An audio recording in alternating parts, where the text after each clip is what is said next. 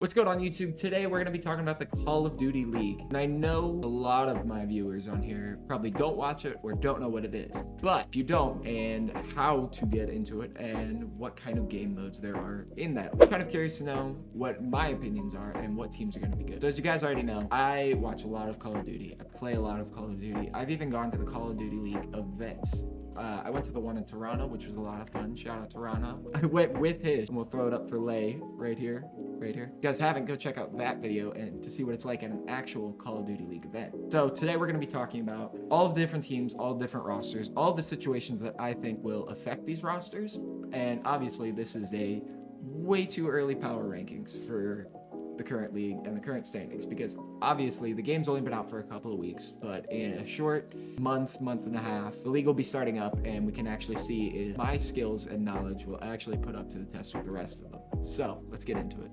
Coming in at number 12 is the Florida Mutineers. On this team is Vickle, Brack, Major Maniac, and Havoc. Major Maniac previously was on the team last year. Major Maniac by far is one of their phenomenal S&D performance players. I think the big thing with him is going to be the fact of he's going to be kind of a leadership and one of their more experienced players on this team. Then you have Havoc. Havoc with a 1.6 overall KD, without a doubt, was one of the bigger stars on the Minnesota Rocker last year. And I think the fact that they dropped him was kind of a dumb decision because I think he was been very good. And I think Minnesota dropping Havoc was actually a very bad decision for them because I think he's a pivotal player that you keep from game to game. And I think he's someone that you can build your entire team off. Then you have Vickle and Brack, two challengers players that I think, in my opinion, could be star players. I know Vickle has been sought out by many different CDL teams, but I think it's going to be kind of hard to match them up against some of the pro players. And don't get me wrong, challengers players have come out of the woodwork before, aka Sandy, aka I was going to say Havoc. Havoc was also a challengers player. Hydra, Pred, Scrappy. We'll get to all of them later though.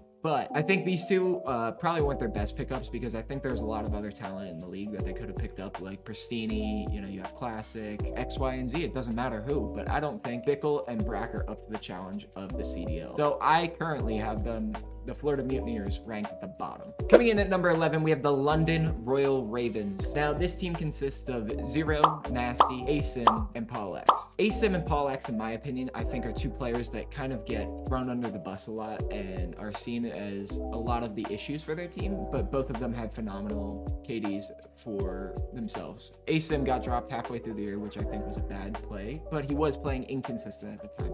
With a KD of 0.94, I think Asim is a pivotal player that kind of helps to keep momentum and morale on the team up. But, I understand the inconsistencies that he's had throughout the year, which led LAG to drop him and put him on the bench. But Paul X, I think New York Subliners dropping him was definitely really bad for their team because Paul X was definitely a pivotal player and he definitely put a lot of work. I think he's definitely a pivotal player. I think his in-game leadership and his out-of-game morale was definitely helpful for that team because Lord knows internally they were having a lot of issues. If you haven't heard, there was a lot of issues in the New York Subliners camp last year that led them to dropping Paul X. And Paul knew since I think it was Major 4 that he was going to get dropped from their team. So I think a fresh start for Paul will definitely be good. Then we get to Nasty. I think Nasty was another challengers player that I think is good, but he has a lot of issues once it comes to LAN. Seems to struggle a lot once it goes from that online to LAN setting. He doesn't seem to do well and he seems to crack under the pressure. I think Nasty going forward with this will be really good in the long run, especially if he continues to keep up that star power that he has online, but he needs to be able to transition that to LAN because without that, he's just not good and he's kind of an issue.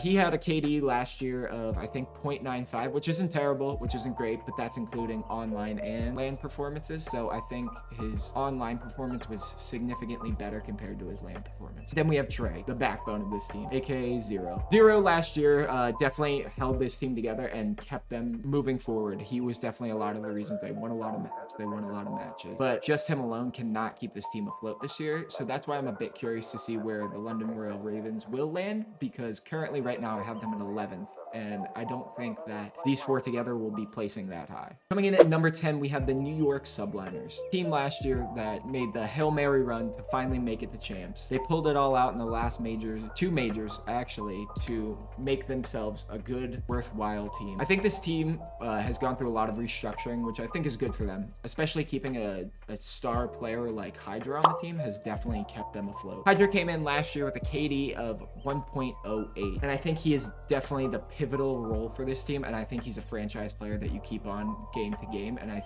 don't think you let him go away. So I think this is a solid move for the Subliners, keeping Hydra. Another great pickup for the New York Subliners was Kismet. Kismet was a Challengers player earlier in the year that played on the Texas Nation roster. I think them picking up Kismet has definitely been a very big pickup for them and has definitely kept them afloat throughout the last year. Do I think Kismet can keep it up? I don't know. He had a KD of 0.98, which in theory doesn't really sound that great because they did have a lot of struggles. They did dip out almost immediately of champs, but the Bulldog himself definitely bulldogged his way into champions with this team. Then we have Skies. Skies is another player that kind of got released early on to their team. He got dropped from Florida Mutineers. He was kind of their franchise player that I'm surprised Florida dropped because he has been so consistent, has been with them since the start. Skies comes in with a 1.03 KD. In my opinion, I think Skies is going to be an average player on this team. I think he's going to struggle a lot with Hydra just because of, one, the language barrier, because Hydra is a French player and Skies definitely has been the more notable player on the Florida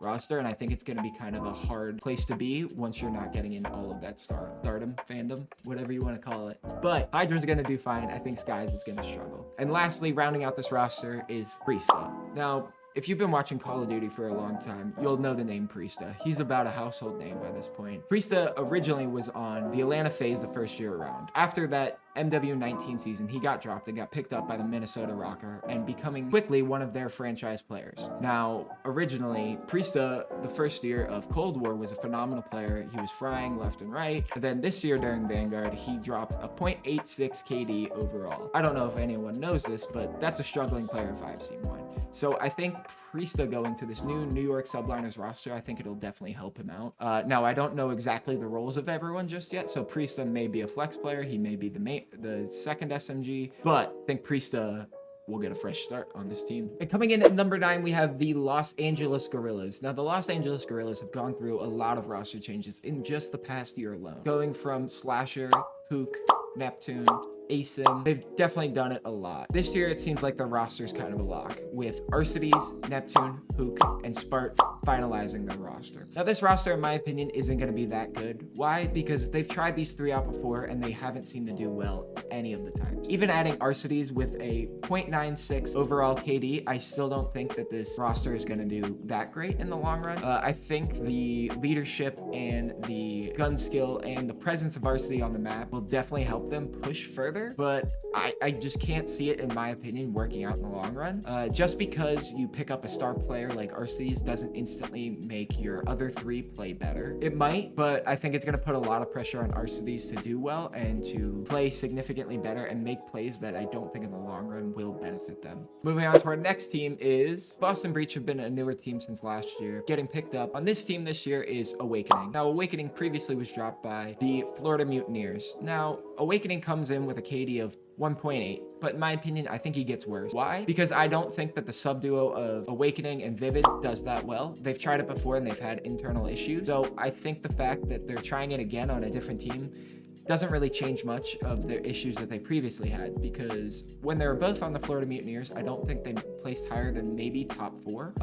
Now, they are accompanied by Neuro and Methods, and don't get me wrong, both of them are phenomenal players. Methods coming in with a KD of 1.09 and Neuro coming in with a KD of 0.93. Do I think this team is better than most? Yes, but I don't see them being any more different than a mid-pack team. I don't see them in the long run keeping this team all together, considering they have a star player of Beans on their bench, and Beans has been a phenomenal player in the Toronto Ultra Challengers Academy team. Now, I don't think that if you're someone on this team, that if you mess up or you're not playing well, you're not going to get instantly replaced by Beans. Coming in at number 7, we have the Minnesota Rocker, who decided to drop their entire team besides the Tatch, which is understandable when all of them had negative KDs. With the Minnesota Rocker comes Attach, Cammy, Bance, and Afro. Now, all of these players are all coming from different teams. Bance and Cammy both coming from the Toronto Ultra, and Afro coming from the London Royal Ravens. Now, all of these players together are mostly make up of EU players, besides Attach, who comes in with a league high of 1.13. Now, Attach, in my opinion, is one of the best ARs that you can get in the game. From his game sense to as a franchise player, you know, he's someone that you want. He looks good on paper. He plays good. Plus, he's going to be someone that you can keep on your roster long term because you know he's going to consistently play well from game to game. Now, you get Cammy, who comes in with a 1.01. Now, Cammy previously played on the Toronto Ultra, and I do think that Cammy is getting a fresh start on this team, and he's not going to get overshadowed by someone like Insight or Kleenex, where Cammy took a lot of the backlash for a lot of the issues that they had internally last year. Then you have another phenomenal player of Bance, comes in with a KD of 0.92. Now, Bance is another great player. You know what you're getting in Benjamin Bance, who's all around a great player. He has great morals. He's a very disciplined player, and he does a lot of the dirty work that, you know, when breaking into points, breaking into hard points. He's not someone that's going to crack under the pressure, and he's going to do what he needs to do to win. Finally, rounding out this roster is Afro. Now, I think if you're a Minnesota Rocker, picking up Afro is a phenomenal pickup because Afro is, once again, another good player who's going to do good on this team, and I think he's going to do significantly good things into breaking into hard points with the rest of the trio. Now, I don't see this team doing that good. Why? Because I think it's very hard to mesh 3 players from 3 different backgrounds that haven't played together before onto a new team to do well. And coming in at number 6, we have the Paris Legion, the rebranded Las Vegas Legion. Just because they changed cities doesn't mean that they're going to have the same struggles that they didn't last year. Now, the Paris Legion, aka now the Las Vegas Legion, I'm sorry, I'm probably going to do that a lot, but the Las Vegas Legion get a whole new roster of people except for Donnie Temp. Now, the Las Vegas Legion previously have had their struggles of being bottom of the leaderboards in almost every way, shape, and form, of just not winning, having the longest losing streak possible, and not even making it to champs. Now, they did put together a good shot last year of trying to push themselves to champs, even though in the long run they didn't make it. Now, this Las Vegas Legion team is gonna, I think, be a lot better than what people think because of the fact that Donnie Temp has been just a monster last year. And I think a lot of people forget how well that Donnie Temp played because of the year previously in Cold War, where he continued to get dropped and played in Challengers, Y and Z. And then he came to the Legion and has been their star player. And I think it's not hard to say that he's not going to continue that star power. And he gets accompanied by Clayster. For all of you that don't know Clayster, James EU Banks, I think it's really hard to forget that he is a phenomenal player, championship caliber player that is going to bring a lot of in-game leadership and out-of-game leadership to this team. I think Clay continues to hammer on after last year. I think the fire gets lit under him once again, and he's going to continue to play well. Then we have TJ. TJ, in my opinion, I don't think is someone that's going to do that good because he has struggled, but maybe a change of scenery will definitely improve TJ's game sense. Because last year on the Boston Breach, he did not play that well, and I think he will consistently not play well if not in the right circumstance. I mean, TJ is sort of known on the Optic roster when he played in the Call of Duty World League. Played significantly well, but he has struggled since then. And lastly, finaling out this roster is ProLoot. ProLoot previously played under the Optic banner and continued to play well, even for a Challengers player to get picked up through the middle of the year and to play on a team as hard as Optic and to play his heart out and do his best of his abilities. I think that ProLoot continues to do well on this team and has the ability to flourish under these circumstances because I feel like a lot of the pressure comes off of him for not playing under that Optic banner, but a lot more pressure comes onto him playing with Donnie Temp and Clayster just because they expect such a high standard and such a high caliber of play that I think ProLoot does significantly well under this team and their guidance. Ultra are a team that are near and dear to me because I went to their major, as I've said before, but I think this team got a whole new rebrand, excluding Kleenex comes in with a KD of 0.93. Now, for an SMG player that's pretty good, that had high engagements and had the ability to go in and basically get 2-piece after 2-piece after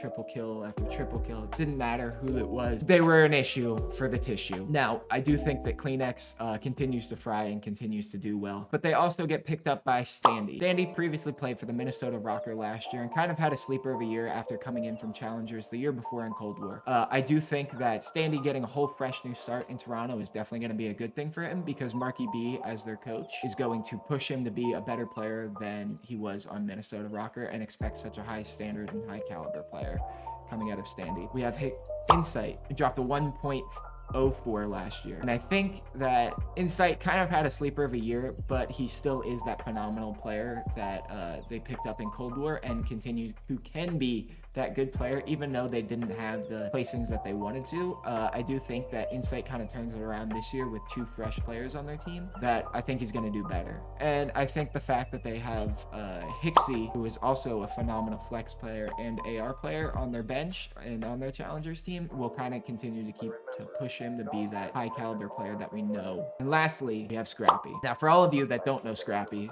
was one of the best challengers players on the Toronto Challengers team last year. He was one of the top performing players that they picked up, and he will continue to do that because he did play a couple of games in Challengers, and I think he did very well. I think he won a couple of their cups, the Challengers Cups, and I think that transferring that Challengers playstyle into the Pro League will definitely make a big difference, and I think he's definitely gonna put a fire under the rest of the team to do well just because he is that star power player, and I think he'll continue to be a franchise player from here on out. Coming in at number 4 is the Atlanta Faze. Now, I know this might come to a shock for a lot of people just because continuously last year, the Atlanta Faze did play second and second and second. But I do think that they come in this year with kind of a chip on their shoulder to do well. Whether they do that or not, I think is kind of in their own court. You know, I mean, you still get the return of MC, aka Celium, Simp, and Abizi, who all had positive KDs last year, but MC continues, in my opinion, to still be one of the top ARs in the game with a 1.24 KD. I still think he continues to come in and fry and do Celium things because he's just that good of a player. Now, the 2 question marks in my mind are their new pickup of Slasher. Now, don't get me wrong, Slasher's been a phenomenal player for the past 7 years that he has played Call of Duty. You know, he's a championship caliber player. He has a world ring. He has majors under his belt. Now, coming from the LAG roster last year, Slasher did struggle, and I still think it's going to be a struggle for him this year because he gets upgraded, but playing to the playstyle of the Atlanta Faze roster and playing with Crowder, I think it's very hard for him to step up to that caliber because he's done that in the past couple of years. So I think for Slasher, it's going to be a good year, but I think low performance will put him on the bench very quickly. Now, you have Simp and Abizi, who are both phenomenal players, and the Tiny Terrors, I think, will continue to fry just because they do have that phenomenal game sense and that phenomenal ability to basically take over a map whenever they choose and will do eventually. So I still think that the Atlanta Faze definitely have championship power caliber. So coming in at number 3, we have the Seattle Surge. Now, the Seattle Surge definitely have come up from the bottom starting last year with their new pickup of Pred. Now, Pred was the top challengers player coming into the Vanguard season. Pred comes in with a KD of 1.10. Now, Pred, one of the best Aussies to ever do it, to ever come into the Call of Duty League, and to be able to continue to fry is phenomenal. I do think that Pred is leaps and bounds ahead of most of the other SMGs in the game just because you have to look everywhere when you're playing. It's like playing Frogger. You don't know where he's coming from. You don't know where you're going to get hit from next, but Pred's going to be there, and I guarantee you that Pred will continue to fry this year. Including under this banner of the Seattle Surge is Lamar Accuracy. Now, the intangibles that you get with Lamar Accuracy is his ability to hold down objectives and to be that leadership and that guidance for these 3 younger players, including Sib and Mac. Now, I do think that the Seattle Surge actually get better because they've had a year of being able to play underneath this banner and to continue to fry. I do think that they do nothing but get better after this year, and I wouldn't deny the fact that they're going to continue to have championship power capabilities and qualities. Even after winning that major, we saw them take over that major after Major 3 in Toronto, and I watched it firsthand. These guys are nasty on land. The inevitable Optic Texas. Now, I do think there are some issues with Optic Texas, but I do think we know their ability to come out and fry. Their ability to take over a map and to basically make you wonder how are they even playing against us right now, because I haven't touched my controller in about 10 seconds because Shotzi and Skunk have been flying at me, or Ender and Dashy have been ripping me off headies all game. But there are some issues in the back end of things. You know, I know Optic made a big joke about the fact that, you know, oh, we were just joking, we dropped Dashy and we dropped Ender, you know, and the fact that Shotzi did look at other teams, I think it's going to be kind of a mental game for them because a lot of their team is all mental, and I think they get checked after so many of these issues arising. And you could tell after the fact that once Ender, you know, had issues with his thumb, The team wasn't the same that we saw in Major 1, and I continue to think that, you know, where do those issues stop? Do they stop, you know, after champs? Do they put that behind them? Or does that continue into this year? Because, you know, that's something that I think is kind of hard to forget, that they dropped half of their roster and continue to want to look into different players, you know. But Dashi comes in with a KD of 1.20, which I think is, I've said it before and I'll say it again, you know, top 2 KDs in the game for AR players. And I think Dashi continues to fry, and his ability to take over a map and to basically run around and get headies all game, I think he'll continue to have that this year. Shotzi, on the other hand, and his ability to fly around a map and to basically take over anyone that's trying to take over an objective will continue on this year. Plus, they get the boost of this being Scump's last year. So I think all of them play and, you know, play and shoot a little bit straighter just because it is Scump's last go. The Los Angeles Thieves. The Los Angeles Thieves came in last year at the end of the year frying, and I do mean frying. They had a lot of struggles previously earlier in the year, and they were able to pick it up once Kenny switched over from an AR to a sub, and it was playing a totally different game, which was surprising to me because Kenny by far was the MVP candidate that he was at the end of the year, that he was 2 years ago playing in World War II. Once this team was able to switch Kenny from an AR to a sub, the team was able to definitely pick up things and to continue their championship caliber playstyle. And I do think it'll continue on this year, with all of them rocking a solid KD of 0.99, except for Octane, who played at a 1.01. And I do think that this game definitely plays a better playstyle to someone like Octane, because he's able to just hold down angles and to just basically shoot straight and mount up. I don't think that this playstyle is going to hurt him, especially not in this game. So I do think that the #1 team coming into this year is the Los Angeles Thieves. All right, guys, that's going to do it for me. Tell me what you think of my power rankings down in the comments down below. If you think that I'm totally wrong, let me know. Tweet at me, you know, comment down below. Tell me who you think the #1 team is, and who do you think is going to be the standout player of the year. Tell me who do you think is going to be the rookie player of the year. Who do you think is the early MVP candidate for the Call of Duty League? All right, guys, we'll catch you on the next one.